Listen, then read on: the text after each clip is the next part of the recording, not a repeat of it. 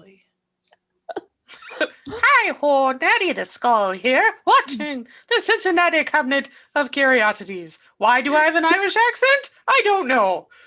I don't know what that Because he's was. red. Yeah.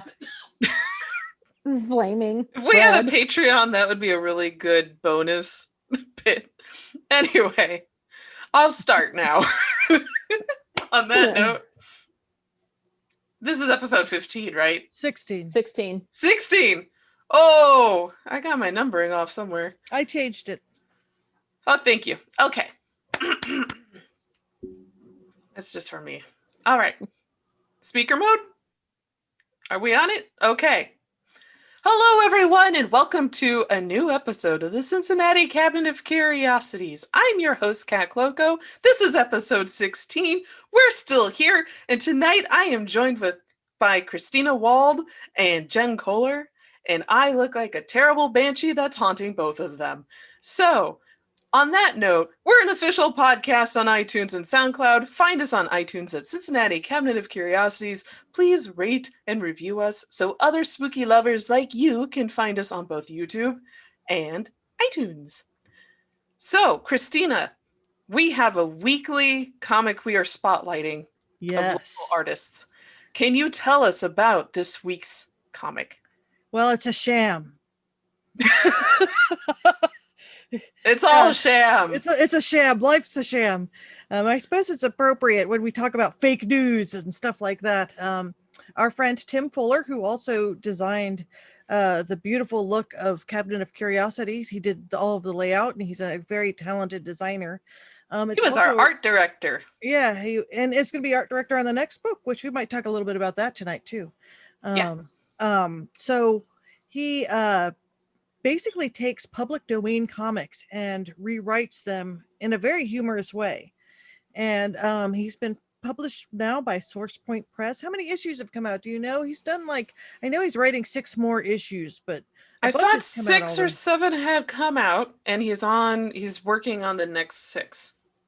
But he's got a Shamnibus that just has come out. It's an 80-page giant of all Golden Age classics done sham style, featuring Bozo the Robot, Lingerie Lass, Raygun Jr. of the Space Force, Johnny Sassback, The Secret Origin that of one's good. Captain Attaway, and much, much more for a mere $10, brought to you from the pals at Source Point Press.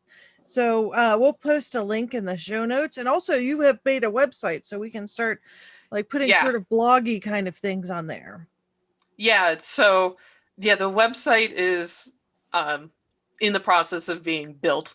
So please don't visit it yet. It's embarrassing right now. Things are not where they're supposed to be. We have pictures merging with margins and text going everywhere. But anyway, we will have a website where we'll be putting all of our wonderful comics that we recommend or we're featuring on the podcast, and also sources for all of our topics. So you too can go look up whatever you want that we've talked about, because it will be there. Definitely. And then also blogs and probably photos of your kittens, Christina. Yes, well, I expect many new cat photos. And old cat photos. I mean, we have to. And old cat photos. We don't want to leave Miffy out. No. Jen, you have cats too, don't you? I just have one, Betsy Kitty. She is adorable. She's a sassy one. They're all sassy. Yes. But yeah, we highly recommend you check out Sham.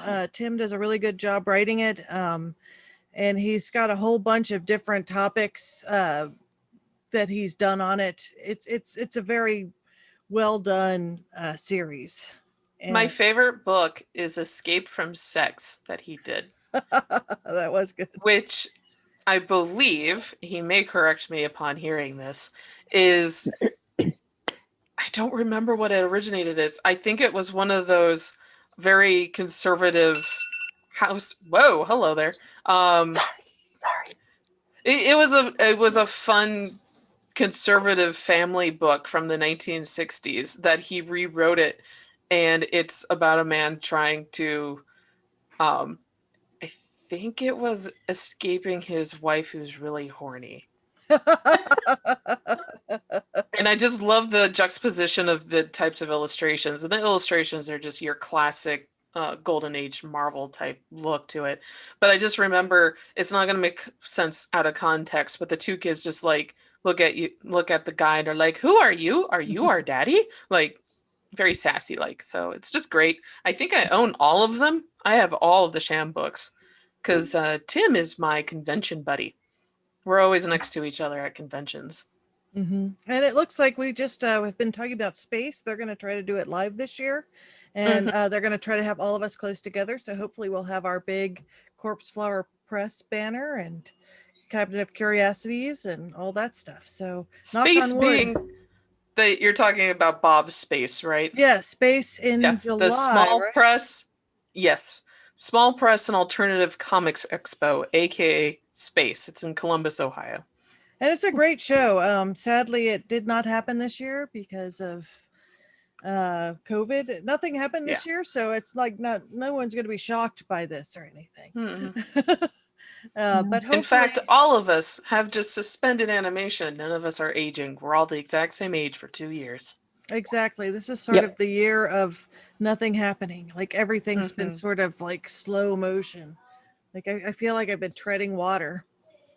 Yeah. Oh, and so speaking about treading water in slow motion, we have weird things that we saw this week. Christina? Maybe we should say it slow. Weird things we saw this week. Human skulls. Human skulls. Skulls are always weird. Yeah. So my weird thing is inside a ghost town of abandoned Disney castles. Now, one thing I did not glean from this, and there's a YouTube link. The YouTube link is it's I guess a YouTube channel where they kind of visit abandoned spots in different places around the world. And this is a development that was supposed to be, of course, it was slowed down by COVID, but it's sort of these houses that all look like sort of castles. They're not, they look actually fairly decent sized houses. It's kind of a little weird seeing a whole town of these sort of prefab, castles. I don't think it's Disney branded, but they do look like castles. Actually, to me, it looks better than most housing developments look. So I guess that's a plus there. Except the thing that was interesting about it, did you guys watch the tape? I watched a little bit of it. Listen to me, circa 1985. Did you guys watch the tape? Did you watch the tape, honey? It was so adorable. Yeah, there's no tapes. If you watch the video, the thing that was interesting is it had all this sort of fancy detail on the house, but it was all styrofoam. Like it wasn't real. It wasn't, for example, it used to be stone carvings and wood and that sort of thing. And this was some sort of, I'm going to hope that I don't know. I hope it was something a little bit more robust than just styrofoam. It was probably some sort of machined or molded material that weighed a lot less than the traditional materials to make castles. But I don't know how well it would hold up to storms or whatever. But it was weird. They kind of snuck onto it illegally. And yes, at the houses, and it didn't sound like the project was actually fully dead. I'd love to see more housing developments that had interesting houses. This was probably a little over the top because they were so close together. It's sort of that's where I had a lot of problems with them. They were way too close together for how vast they were. In my opinion, I was just like, claustrophobia. Hello. Maybe it looks better with it would be interesting to see if you could find like an artistic rendering of what, like when they proposed this is the landscaping. It would have been more interesting if perhaps it looked like a medieval village or something and the houses kind of fit together rather than a bunch of little castleettes. Yeah, I think they were all I was gonna say it would look better with driveways and foliage instead of just a dirt path, but it looked like, at least the bits that I saw, that the actual main buildings were built by poured concrete and rebar, but not even all of the flooring had been finished, which was really concerning. And but yeah, they all look like miniature, I'm gonna say 1700 square foot versions of the Magic Kingdom's castle, Cinderella's castle, complete with blue roof and tiny little tower at the top.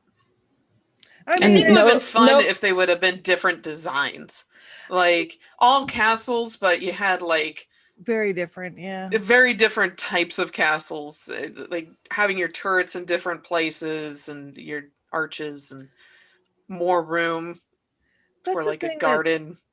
I love about old homes is that the design is so interesting. You know, Mhm. and a lot of them have like weird tiny rooms and weird small spaces and like and who knows why they did it Cats that way. sealed in the walls and Yeah, well, shoes. there's a artist friend that has a house in Clifton, and it had like this really cool hidden shape, hidden safe that Mm. was circa like the late 1800s, and it had, of course, all the cool design that things had back then. And I said, no one ever. I mean, perhaps they probably have safes, but nothing looks cool anymore. Everything just looks like a Yeah. box. Well, you don't Yeah. put your razor blades in the wall anymore. Yeah, Yes. as a designer, I feel like nothing looks cool anymore. No, it Yeah, it really does get a little doesn't. bit boring. Yeah. You Yeah. know, there's no craft or interest. Like, I mean, that's the thing I loved about, I mean, design in the 1800s, like architecture and stuff. They designed stuff with like friezes and sculpture and, imagine designing a factory today where you had a frieze showing a bunch of people working and stuff like they did in the Yeah. 1800s. Now it's just a big corrugate building warehouse that has no that is almost the antithesis of something interesting. Yeah. Though I will point out that that was the time where workers weren't compensated as well and they were still using children to make things. So they were saving money somewhere to build those freezes. Yeah. That's my downer moment. I'm sorry, everyone. I'm a wet dish rag on your joy of architecture. Well, I don't know Brought if to you people by Cat haunting the podcast. but I don't know if the people building the warehouses these days out of corrugate want to pay their workers actually, and they do. Yeah, we could get into a heavy just conversation about that, but But that's not what let's we're save that. about. Let's save that till we are a different type of podcast that does workers' rights. Right. Yeah, no, I don't think none of us are qualified to be speaking on that. So That's I draw cartoons by myself in my studio that I never leave. yes, I know. Anyway. We're all like in our basements. Well, at least I Yeah. am. I mean, I don't. You guys aren't in your basement right now, but you could tell I'm actually in a basement here. So I actually always wondered where you were. I'm in the It was just like basement. there's a stairwell, there's Well, there's a drain corner. back there, so you probably aren't going to see a drain on a main floor. So Oh yeah. that's a drain. I had not noticed that. I Yes, thought it there's was a just like drain. a cat toy. It would be interesting to see like a spirit come out of it. It's like That would be a fun. satanic It'd be drain. natty. Yeah, exactly. I'll do that. I'll add a little. Yeah, it looks like something. These are my haunted stairs, and it goes down into our Mhm. office is in our converted basement. We have like that fabric stuff on the walls and drop ceiling, and Mhm. so that means I'm in my basement most of the time. Oh. Good for podcasting. That seems It is appropriate. good for Yeah. podcasting. But anyway, we could talk about this. Tell us about the Toynbee tiles. Yeah, so this was a fun thing, was the Toynbee tiles, and that Cincinnati had a number of them. Now, I'm sure we'll show some photos of the Toynbee tiles on here while we're talking. But basically, they are a bunch of tiles that are about 12 inches by 6 inches, about the size of an American license plate. For those of you that use centimeters, it's 30 by 15 centimeters. And they, at least in Cincinnati, they originated in around 2000. Apparently, they actually started around Philadelphia and East Coast major cities earlier than that, around the late 1980s. And they were found in all major city, well, not all, but a lot of major cities around the world. And they were really interesting. Now, they wrote, where did I write it?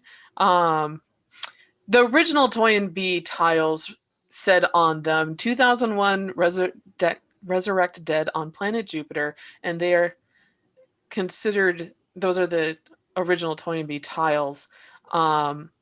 We did have a few in Cincinnati. One was located at 6th and Walnut, and the other at 5th and Walnut, just outside the Westin Hotel. And those were rumored to be there since at least 2000. There is a 2001 Cincinnati Enquirer article that I'm not going to read from, but I can tell you who wrote it. It was a City Beat article by John Stoller, who talks about the Toynbee tiles here. One of them read Toynbee idea in movie 2001, Resurrect Dead on planet Jupiter, and then it had a little bit of extra writing underneath that I can't actually read. But that article popped up on August 8th, 2001 in Volume 7, Issue 37. So they've been around. We actually have another one here in Cincinnati that's considered an imitation that reads House of Hades and Colossus of Rhodes, Gotham Exile in Surrealville 2011. And then Double Rush Hogs underneath it. And that one's located at 6th and Walnut in Maine. And that one popped up a few years ago. I'm going to say at least since 2011. It's just an interesting thing. There's a movie that came out. Where is that? Sorry. Did I not write the movie down? Ha. Editing work for you, Christina. Sorry. Movie. Yeah. So a movie came out in 2011 that was titled Resurrect Dead, The Mystery of the Toynbee Tiles. I have not watched it, but if you would like to learn more about these tiles and who may have created them, then go right ahead. It's an interesting little tale. A lot of people kind of ignored them. The original Cincinnati ones were paved over when the streetcar was installed, so they are no longer around. Oh, But that is your quick bit about the Toynbee tiles. wow, that's really interesting. Yeah. I did not know that. I had seen them actually before, but I didn't know the story. Yeah, That's I had really seen them too, interesting. and I was just like, ha, cool, street art. Yeah, I Like- mean, I see it's stuff like that. I love, like, it seems like stuff like that just is disappearing. Yeah. Speaking Yeah, it does disappear, but it also tends to reappear. Like the worm stickers around Cincinnati, if you look, where was it? Along Red Bank Expressway 2, you'll find multiple graffitis of a bee. So that's a new one. It's just like trying to figure out who's putting that up and what can it mean. Is it street art? Is it gang related? I don't know, but it's still, I like looking at street art. Like we have a very Yeah. small street art mural park that's on Duck Creek Road that you can stop at. Mhm. Though there's a lot of semis that park there overnight to sleep. So So speaking of disappearing things, heads. Disappearing Heads. heads. Jen. Heads are disappearing. Brought to you by two idiots in Florida. Florida maybe I man Probably too. and his Maybe partner, I shouldn't Florida say dude. that. Nope. But Justified. these two guys decided to go grave robbing and stole 4 human heads from graves in Polk Whoa. County, Florida. That's I'm a not gonna lot na- of human heads. Yeah, they had 7 in total, but I think a few of them were fake. Oh. So only I guess 4 were real. And it said that I'm not going to name them because No, don't. no. But apparently it was for religious reasons. And one of the guys that stole the skulls, that he said that cemeteries were for what was it? Oh, I can't find it. But basically, he referred to cemeteries as holy sites and shopping centers. That's Yeah, no. weird. That Very is weird. weird. See, that worked with the weird things. That is weird. It's very weird, but they would only take the heads of soldiers or people who served. Yeah, because they had to be honorable men or honorable. Huh. So they did name who the heads belonged to. Would you like me to read those? Or should I not? Sure, you can read them. Okay, so they had the skull set up in a shrine. In addition to the skulls, the shrine contained bones, sticks, feathers, rocks, turtle shells, and animal skulls. So the skulls belong to Henry Britton, born 1929, died 1983, a private in the U.S. Army and Korean War veteran. Albert Carr, born 1896, died 1988. That's not right. That's a long life, right? That's a very long life, but that's within natural. Is it? Yeah, it's Okay. just he died at like, oh goodness, math. He was 92. So he's very old. Yes, he lived He was a very nice old. long life. He was a I thought sergeant. you were like in- 1796 to 1988. I would be like, no, I like to confuse myself when I'm on the spot, make myself looking You're more okay. dumb than I am. So he was born, or 1896, died 1988, a sergeant in the U.S. Army and World War I veteran. Calvin McNair, born 1935, died 1992.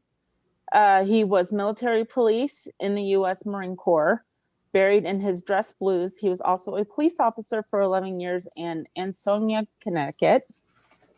And then Annie Faniel. So sorry, Annie. She was born in 1935, died in 1988. A good Samaritan and caretaker, according to her family. Both suspects are now in Polk County Jail. They are charged with multiple counts of disturbing the contents of a grave and abuse of a dead body. And one of the guys faces additional charges of buying, selling, and trafficking in dead bodies. Whoa. But yeah, it was all for the sake of religious purposes.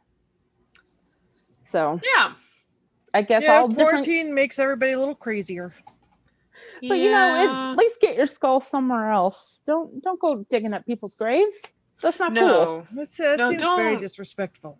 Yeah. Well, that if you're digging up actual human bodies, that's black magic being. Well, and I can't imagine how that is hard. Extremely hard. Like if they're just doing it with a shovel, because you have to get through a concrete barrier also. Some right? of them. Because there's do not all of them have tombs, the concrete tombs? I don't know if all of them and when that became popular. We also don't know which cemetery it was or graveyard and what their restrictions were. Do they bury bodies? Do they bury bodies in Florida? I know a lot of those like very wetlandy states, they can't bury bodies because like they could have been in a mausoleum. That would have been a lot easier. Oh wait, there's photos of the graves. Oh, they were that's actual a good grave point. sites. Oh, they were. They're okay. shattered. I just looked at the scrolled down and no, these were concrete caskets that were probably around maybe wood or other casket, and they shattered them. Like, oh my God. It looks like they took a sledgehammer to them and just now they're not 6 feet deep. It looks like what we'll find in the Midwest. So you won't have a vault in the ground, which is what a lot of Midwest places will have. This one just looks like it's, at least from these photos, they don't look terribly deep. They actually look like they're half out of the ground and then with I see. them. Yeah. So that's how their vaults are. They have to put everything in mausoleums because Right. you can't put anything in the ground because it's wet. It's so you can't bury Well, things. yeah. Well, because they're below sea level. And I wondered if Florida, a bunch of Florida was that way too, that you just couldn't bury stuff there. I will never forget. Growing up in St. Louis, the flood of '93. Watching on the news, the caskets just floating in the water. Wow. Those are well-made caskets because they did have good seals and they floated instead of sank. They floated. But then they also, I don't know if I'm misremembering or combining two events. I remember seeing caskets on the side of the road when they were disinterring a cemetery so they could use the land for expansion or whatever. So they were moving the bodies. I'll have to look that up, see if I'm remembering that right. But yeah, it's just, I'm like, that is one of the reasons why I want to be cremated, because you're not guaranteed to stay there forever.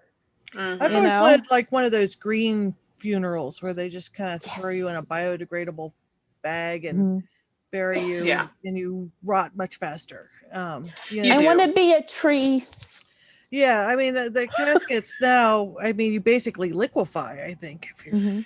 You do. I had a friend that was a cemetery caretaker a number of years ago, and it doesn't matter where you're put. If you are embalmed and stuck in a casket, either in a crypt or underground, you will get soupy. And if you're in this case, he found a casket was leaking in a crypt. So Mm. somebody was literally oozing out of their final resting place at one point. So Is that just from the chemicals, or is that Just rotting process. mostly it's the rotting process. You have a lot of gases that are produced, Mhm, and mhm. then in this case, it was not a good quality casket, and somehow it had gotten punctured. And that's when you have air introduced, you're able to get bacteria and mold to grow faster. And something happened, and that particular person oozed out. So I guess we're going to have to put a content warning beforehand to make sure you're not Yeah. eating anything before Jen's story today. So what do you do? Like, I'm totally fascinated by this. Do they like scoop it up and put it back in and then seal the casket again, or do they just leave it? Oh, no, they don't leave it. But I think I don't actually remember the end of the story. I'm sorry to Okay. kind of No, leave it as a it's just- cliffhanger, but I'm thinking what they did was contacted the family and then reinterred the person in a new casket with whatever was left in the old one. But whatever had leaked out may have been cleaned by a hazmat team, because that is Well, yeah. And if you have like strong, biological. yeah. Mm-hmm. Yeah. Well, And now they put you in a wall. A lot of mausoleums, they have the wall where you have a big square. Mhm. So I mean, that's what they leaked out of. Okay, yeah. Yeah, I mean, like I said, I like the green funeral where they just kind of put you in a biodegradable bag and you rot really fast, and you know, I don't think there You go should even back to be the a earth. yeah, where you just become part of the ecosystem much more quickly. Depending on what kind of soil you're put in. That's true. You can accidentally mummify yourself if you're put out in the desert. There's come back actually as a a great. I'm sure you guys have all watched the YouTube channel about Ask a Mortician. Oh yes. Oh no. What? I love Caitlin Doherty. I can't believe that Jen has not seen Ask a Mortician. Well, we have to rectify that. I will watch it when Go we're done now. tonight. Just go marathon it all. It's so good. By next week, she'll know everything. Yeah. So I read the Stiff book years ago, and I thought it was fascinating. Well, she covers everything, like she does. Everything you can think of about mortuary science. Science. She will talk about, and it's fascinating. I mean, a lot and of stuff. Also, just if you really love funeral history, there's an awesome museum in Oklahoma City, Houston. That is the American Funeral Museum, which I had a opportunity to go visit a few years ago, which is really good. So if you're a big Ask the Mortician fan, this museum kind of puts everything that Caitlin's saying together, and you're just like, oh, that's how it works. And they also have really cool old hearses and wagons. So those are awesome.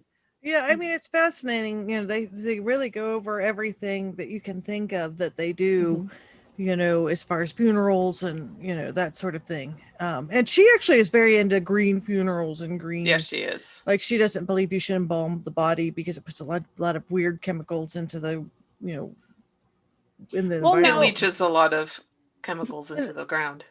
With green funerals, do you have to like qualify? Does it depend on what kind of drugs you have in your system when you die?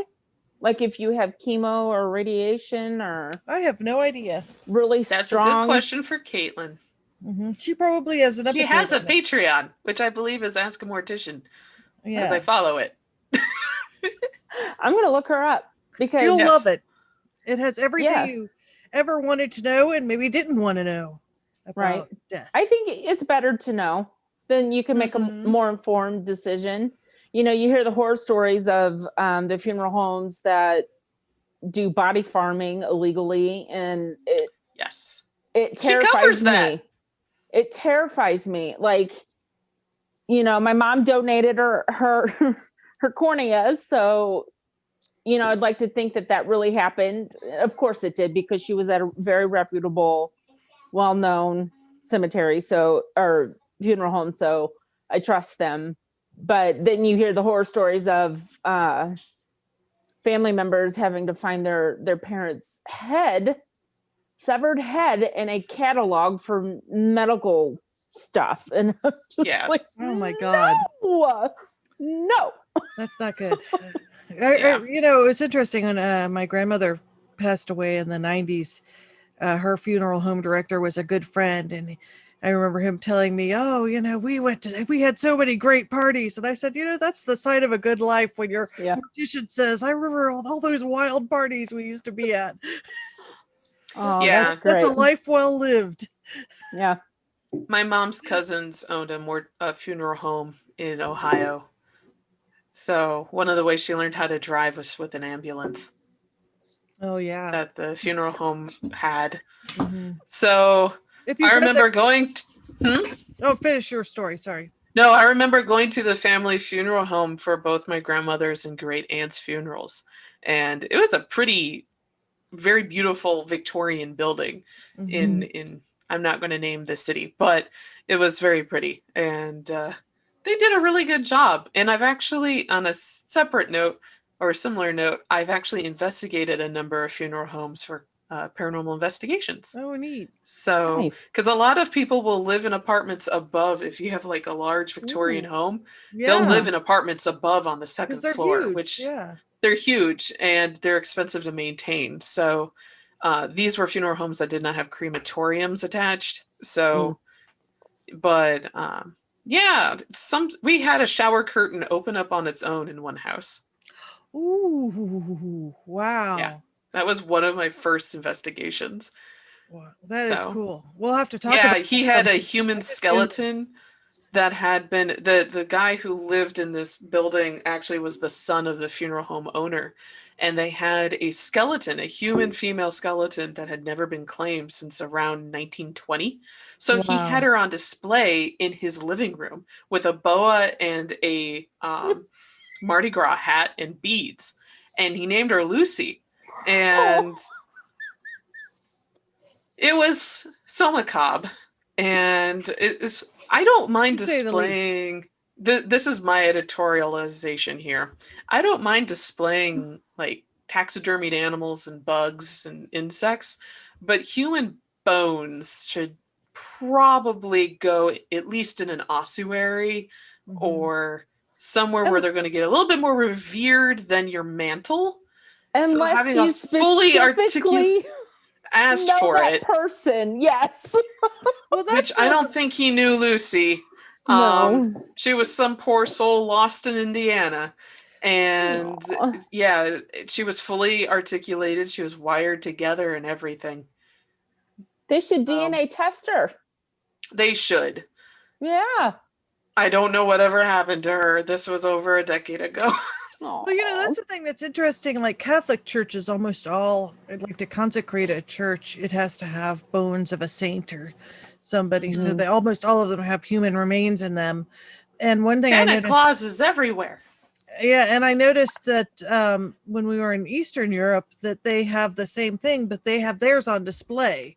They don't have them like hidden in the altar or whatever. They're actually like decorating with them, which I thought was cool. And actually, switching, I know Miffy's like Miffy's tail. I know she's here now. She loves podcasting. Yeah, we talked about it a few weeks ago. Jen shared an article about all the different. Yeah, that's right. The cathedrals of made bones. Out of bones. Yeah. And you know, it's cool that people donate themselves to them now, and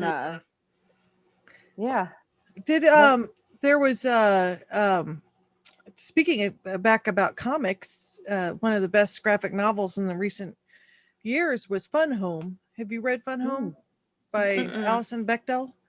I Nope. highly recommend it. They also made a musical on it too. The musical is really excellent. Oh yeah. But Fun Home is by Alison Bechdel, which everybody probably knows Alison Bechdel because of the Bechdel test. Oh yes. She was best known for her cartoon Dykes to Watch Out For, which was in, I don't think she does it anymore. It was in comic pages for many years. But Fun Home is about her, it stands for funeral home. She grew up in a funeral home. And it's the story about her. It's an autobiographical story about she goes to Oberlin College in Ohio and comes out to her when she came out to her family as being a lesbian. Her father came out as being gay and then committed suicide a month later. Ooh. And so the story is pretty, and their father was like obsessed with, they had a Victorian home in Pennsylvania. He was obsessed with fixing it up and all this stuff. And it's a really interesting story. She actually got a MacArthur Genius Grant a couple of years ago. She's an amazing graphic novelist and cartoonist. And I highly recommend that book, but it talks about the funeral home there too. And, when they're little kids, helping their Yeah. dad in the funeral home and stuff. Yeah. But it's a really fascinating story. Yeah, it's an Yeah. interesting way to grow up. Just not having read her story, but the stories I heard from my family. It's an interesting way of growing up because you're surrounded by death 24/7. Mhm. And in the case I guess he would be an uncle of mine, but you're looking at like second removed. Having to be up at all times of day to go collect people that had passed away, and Yeah. in a manner of different ways. Like you had everything from your normal nursing home collection, hospital collection, to accident scene collection in some cases. So people driving off and hitting a tree, and like them Aw. back, you're looking at the 60s and 70s, so the medics weren't always able to get people, so he would have to help. That's why they had an ambulance instead of just a hearse. Wow. They had a hearse too, but yeah, it's so stories. And then Wow. just how they grieved was a little bit altered. And because you're surrounded by death, the chemicals and everything. So in their case, the embalming room and everything was in the basement. So, and the bodies would come in through the basement. So you would only, where they grew up, the front of the house was the actual funeral home, and the back of the house in the second story was the family home. So their kitchen was actually just behind the funeral, the actual parlors where they would show the bodies. That's pretty Okay. cool. So, yeah, and they came out, I would say, they're rather well adjusted, became nurses and doctors. So, Well, you yeah. probably would be more used to handling things, Yeah. if you grew up that way. yeah. But anyway, well, segue into our main topic. Yes. And I think, unlike other weeks past, this one does not have an explicit content warning. Oh, yay. Because today's topic is the Cincinnati subway. Yay! I know this is one that a lot of people are interested in, and there's been many books written about it. So this is maybe not as in-depth as Mecklenburg's book, but we'll still get into the history bits. So, the Cincinnati subway system. Am I presenting, ladies? Yes, I just made it speaker view. Oh, hi. Okay. So, believe it or not, yeah, no pressure here at all. Believe it or not, Cincinnati used to be one of the top 10 largest cities in the United States, but this was at the turn of the 20th century. And we had a very booming economy because of the Ohio River and our canals, and we were known as Porkopolis. And also, we got the moniker the Queen City around this time, a little bit beforehand. Of course, like all the major cities in the United States, there was a big boom and big push to build mass transit. And this started around the 1880s because of the invention of the subway. And Cincinnati was very eager to do this as well. We actually were building our subway in tandem with Boston's. So plans to create a city subway started as early as 1884, with the trains being with trains being illustrated in newspapers in the drain canal systems that we had downtown, and as using those as their routes. A little over 2 miles long, it was considered the largest abandoned system in the United States. So to this day, we have the largest abandoned subway system underneath Central Parkway and a few other areas in the downtown and over the Rhine neighborhoods. It follows Central Parkway, as I just said, which used to be a very polluted canal and was a lot of the epicenter of the massive, massive cholera and yellow fever outbreaks that we would have in the city, which actually really changed the way our city was laid out in the 19 teens to 1920s, and a lot of the migration up into the hills that we have now. And you can actually find evidence of the old subway system that is still around through the vents and other masked landmarks around the city. So let me take you on a small little history tour. So like I said, back in 1884, we had the first mumblings of a subway system, but it wasn't until 1912 when the Cincinnati politicians decided that, hey, this is a great idea, it's golden, we should totally do this. So the initial rapid transit system was planned out, and it would loop around the entire city and over the Rhine neighborhood with a total of 16 stops and a branch into the downtown area. So the initial funds for the project were from Hamilton County as opposed to the city, and the entire system would not be underground. However, it would surface at Brighton and St. Bernard, and a portion of it would be above ground running along the Ohio River. Now, if you drive down 75 north, actually you can see it if you're going 75 south, it is around the Hopple Street exit, and you will see the Western Hills around the Western Hills Viaduct, you'll see this gated door into a hill, and that's actually where the subway would pop out and go on over the land along the Ohio River, what was supposed to be up the western side of its loop. So yeah, that tends to be also the very popular place to access the tunnels if you are an urban explorer up to trouble. So I'm just going to say that there. Let's see. So originally the subway system was estimated to take about $12 million in 19 teens money to build, but was later cut to $6 million with the price, which was the price when the people voted in 1916 to, in fact, build the subway. They were very excited about it. I was reading through some of the Enquirer archives this afternoon, and there were so many fun little tidbits. Just like, yes, the Cincinnati subway. This is me paraphrasing in like 2020s talk now, but they were just so jazzed that this was being built and going to put Cincinnati on the head of the curve of United States cities, and they were just happy about it. At the time, 80% of the people voted yes on draining the old canal system and making it into the subway rail system, which made it actually really easy because you didn't have to build ditches. They were already there. You just had to drain out the swamp that was already causing so much illness in the city and just put concrete reinforcements around it, which we have photos of. Thank you, Jen. And construction started right after World War I on January 28th, 1920, with the ground being broken on Walnut Street, and lasted until 1925 when allegedly the city ran out of funds. And yes, I said the city because the property, the possession of the project switched.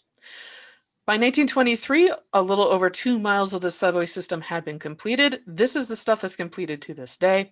But due to inflation of costs of the project, and the budget was tapped out, new plans were made to reduce the size of the subway loop. The city of Cincinnati took over the project in 1926 when Mayor Murray Seasongood, I love his last name, took control of the project. An estimated additional $10 million was needed to complete the transit project, and in 1928, the Central Parkway, the road in downtown Cincinnati, was opened. It was built right on top of the transit tunnels.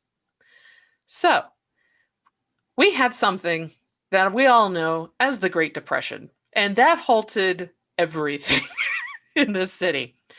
And it also killed any future development of this project.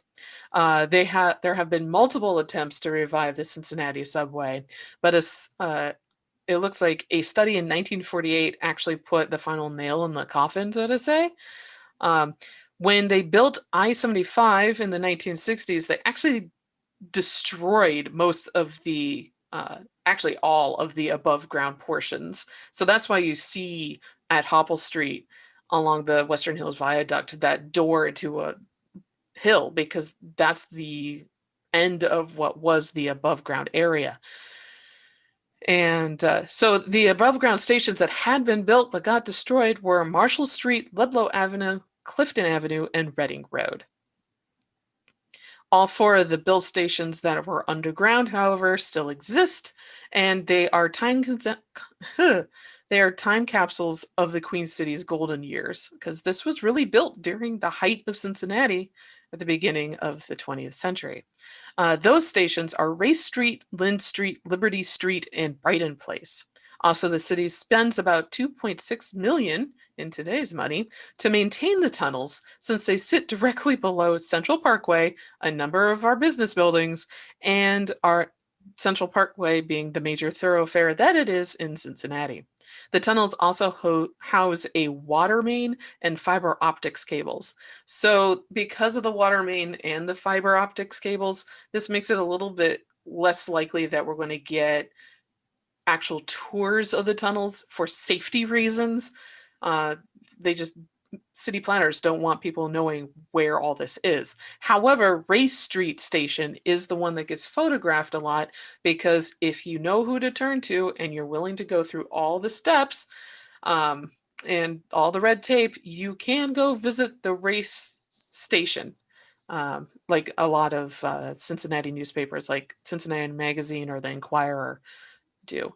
And I think that's also probably the safest station to visit. It's the easiest to get to and everything. They have a pair of wooden staircases over the old stone ones for safety, and it's well lit and pretty clean. There's a lot of questions as to why it was completed. So this is where we're going to reference Jake Mecklenburg's book, Cincinnati's Incomplete Subway, The Complete History, which is very well rated, and you can get it on Amazon. There were a lot of factors as to why it was not completed. The first, Cincinnati's politics changed drastically during those times. We had the Great Depression happening, and politics just changed naturally along with the economy, and it kind of fell out of favor. There was also changes in the laws that made bond issues possible, which I know Mecklenburg goes more into this, but I actually found a clipping from the Cincinnati Enquirer from around, 1922, I think is when it's from. And you could buy bonds to help support this project. And this was an ad taking it out in the Cincinnati Enquirer. So that became difficult.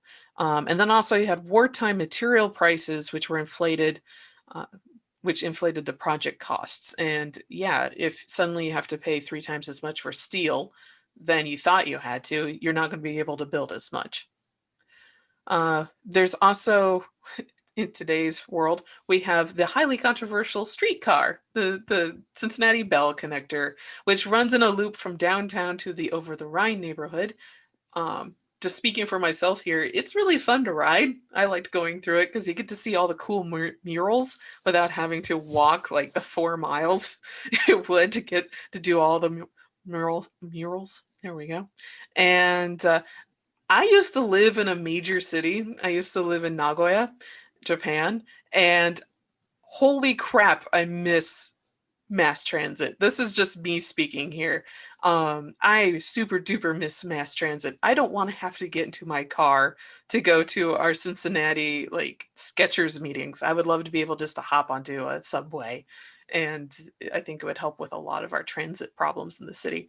And our bus system is so slow and bad. They try their best, but they're just not prepared. And of course, just like anything that I talk about, it is said to be haunted.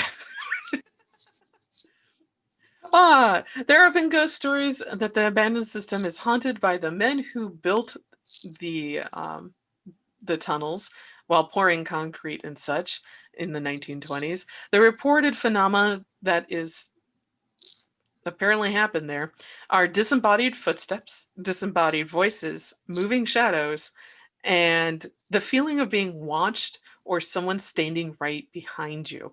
Also, people have been chased through these tunnels, either through other urban explorers chasing other groups, or maybe even the cops, because I will say this, the Cincinnati subway may be unsafe to enter, and it is monitored by the Cincinnati Police Department. So if you do go inside, you're placing yourself at risk for arrest or bodily injury by going inside on your own. And occasionally there are tours of the Race Street station and some of the tunnels. So if you're curious, just kind of watch the newspaper. And I know I think it's at Cincinnati Legacy Tours. One of the tours used to do it, and also there was tours through the museum center that you can do. So, what you think? I'd love to take the tour. It sounds really cool. Yeah, I tried to do it years ago, and I actually contacted someone from the museum center, and it is that mofo was booked all the time, and they can't really tell you when it's going to be because they have to figure out, because they shut down the water main when you go down there in case it ruptures, and they can't do that very often. And that water main is a main water main. It is huge. I've seen pictures of it. So, God, I want to go down there so bad. Me too. Me too. We just had one burst, the water main along the riverfront like last week. So sorry, everyone along the riverfront. I mean, one of the issues with the subway that it's interesting it didn't come up in really obviously in the news stories, and perhaps it's because it's suppressed, but there was a lot of lobbying against public transportation. As recently as the Koch brothers, they put a lot of money trying to kill streetcar projects and public transport projects around the country, even today. But a lot of streetcars, Cincinnati used to have streetcars and all sorts of stuff like that, and they were all put out of business they wanted people to buy cars, and you don't buy cars when you have easy public transit. And so oh man, what was it that it was along the hills? There's only one left now. Those little trolleys that go. Yeah, we have one incline left. Yeah. I don't think it works, but they went up all the hills. Yeah, they had the cable cars that went up. And a lot of the local transit systems were bought by car companies and killed because they didn't want the public transportation. I mean, the United States has been, and there's a lot of discussion like that the building of the highways like 75 really destroyed a lot of minority neighborhoods and shattered lives. And like they just did eminent domain and tore down a lot of, especially like Detroit, I think they tore down a lot of neighborhoods and stuff to build 75. And the way the highways work, they kind of cut off the downtowns in a lot of ways, made it harder to get to, and which seems counterintuitive, but something like the way that these communities are now mean that a lot of really nice areas in cities end up having to have parking lots, whereas if you had robust public transportation like waterfronts and stuff, rather than having giant parking lots there, would have more stuff for people. Yeah. Right. So I know for the neighborhood that I'm in, we would have had two different, which is along Norwood, we would have had two different locations. We would have had Smith Street and Duck Creek Road would have been a stop, and then the other one would have been Dana Avenue and oh man, Montgomery, I think, Road. Hmm. It's around there. So those would have been the two stops in my area, Yeah. looking at the loop. So yeah, I miss mass transit. I think it's something Cincinnati dearly needs. Oh, it solves so many. Yeah. I mean, but the problem now is it just costs a lot. It's a huge Mm-hmm. investment, and you have to change people's minds. Yeah. And unfortunately, in the United States, and even looking at places where there is good public transportation, like New York City, the infrastructure there is actually really needs to be updated. Mhm. And I forget how many billion of dollars it's going to cost. And a lot of people move to New York City for the same reason. They love the public transportation and stuff like that. And it needs billions of dollars. They've been building that subway up Second Street for like 20 years, and it's still taking Mhm. forever. And all that stuff needs to be shored up and fixed. And unfortunately, things like the Great Depression, what we've just had with COVID, is going to put a wrench in a lot of those types of big plans. I mean, even the streetcar in Cincinnati, I think it's limping along. Who knows how much longer that will last? Yeah. Because people right now aren't traveling, and the stuff like that. Right now, not many people are going to want to sit on a bus or a Mm-mm. rail, streetcar, when you might be around people that are infected. And Mhm. that takes a huge investment to keep those things alive. Mhm. Yeah. Yeah. Which I is got sad. motion sickness when I rode the streetcar. It made me. Oh. I can't ride it unless I think it's because I was sitting backwards. Oh, that would do So it. maybe if I'm sitting forward, it won't make me as sick, but it made I me mean, I pretty love nauseous. taking trains places, and that's something Mhm. you have in Europe, but you don't have here. And it would be great to take a train from Cincinnati to Chicago that would get there in an hour. God, I Yeah, would that would love be really that. nice. Most other Yeah. cities have that in other countries, but and they were going to build a train between. They're going to do was it the 3 or 4C corridor? Like, there was federal money to build Mhm. that train. It was allocated, and I believe Kasich turned it down Mhm. because he Yes, didn't. I think that Yeah. was a He's few not a years transit ago. guy. He's not a transit guy, and they had the money allocated and were ready to do the train system. It'd be Cincinnati, Columbus, Cleveland, and then God, that would have been amazing. yes, and it was killed because Kasich refused to do so. Yeah, anyway, Jerk. this is Kasich's a nice guy. Sorry, no, Mhm. I apologize for mentioning, but Kasich absolutely said he did. Well, he said he'd take the money, and then but the federal government said, well, you can't have it to use it on something else. You have to use it to build the train. I mean, it was like Yeah. a shovel-ready project. Though I will say we do need to dearly fix the 75-71 bridge. So into Kentucky. But they're fighting over who will pay for it. I mean, it Yeah, always I comes know, but down it needs to be fixed because my the goodness. semi caught fire on it and now it's Yeah. questioned. Here's a thought. Go Dutch. 50-50. Come on now. We Well, both Yeah. use it. I think Or do a thruple like Kentucky, Ohio, and the with federal Indiana. government. Or that. Yeah. Unless they can make that's what your Indiana pay tax for it. dollars do, is they pay for these structures, and so many people Yeah. get mad about paying taxes, and paying taxes is important. Whether Now we're it's starting to sound like angry old women. Yeah. that's I true. will But say, I'm I really only Pay the our only want one. to drive on that taxes. bridge. I'm really the only person that's old, so I feel I'm shaking my cane now. We're angry women. Yeah, well, I think a lot of times people don't realize, that's one of the things that that you want with government, and it's been sort of all the sort of austerity planning of. I guess we could talk about this forever. Let's talk about ghosty Yeah. stuff. Yeah, let's talk about hometown haunts. Yes. Yay! But this All is right. a fascinating topic. I mean, transit systems and stuff. Like, I love taking the train and Mm-hmm. Yeah. subways. And Cincinnati it competed so much against Chicago for rail work and railways and all that. So yeah, it's go Cincinnati. We know you can do it. Yes. Great. Well, what they Yes. need to do is, and they were going to do light rail in Cincinnati too, and that got killed as well. But Yeah. again, there's a lot of people that don't want these systems because they want it to be all cars, which cars are, not a great solution either. I mean, No. there is I no mean, perfect. I grew up in the Midwest. I have driven my car from coast to coast. Mm-hmm. I love driving. Love it. But if I had a train or a subway or anything on rails that would take me quickly to downtown to where I wouldn't have to deal with road rage and traffic, I would Mm-hmm. gladly let my car sit in a parking lot while I hop on at a station. Yeah. Mm-hmm. Oh God, Yeah. I would love it. I don't like driving. So Yeah. subways are awesome.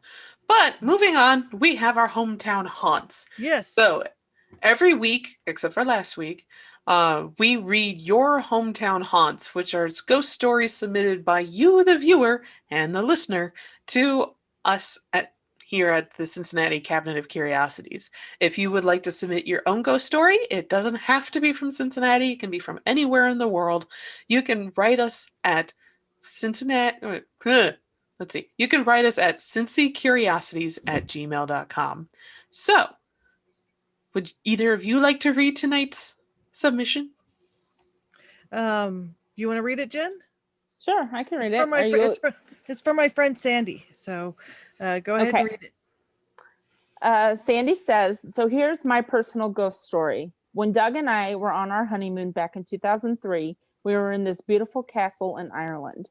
We were in our quaint room and I had to use the bathroom. It was small and antique looking. While I was in there, I had a vision of a woman sitting in the bathtub with her knees curled into her chest. In my vision, the water was running, but in fact, the tub was dry. The woman was crying and she had red hair that was loosely back in a bun. This vision was so vivid, I felt like I could reach out and touch her. I wasn't scared at all, but really more concerned. She was crying pretty hard. And it was clear to me that she had a very traumatic event happen to her. I feel like she occupied that room before us, probably quite a number of years ago. I wanted to look up any prior happenings in that castle, but we never did look into it. All these years later, I still see this poor woman so vividly and wonder what happened to her in that room. Oh, wow. It's a great story. That is a good story. Very well written too, Sandy. Yes. Thank you, Sandy. I appreciate that. Yeah. Mm-hmm. See, you don't have to have a ghost story from Cincinnati. Well, it's interesting because again, the link with water.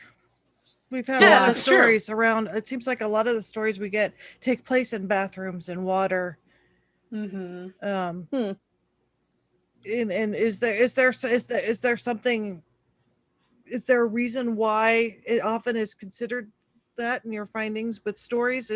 Does water hold something? Is there something about the water that is conducive to paranormal activity?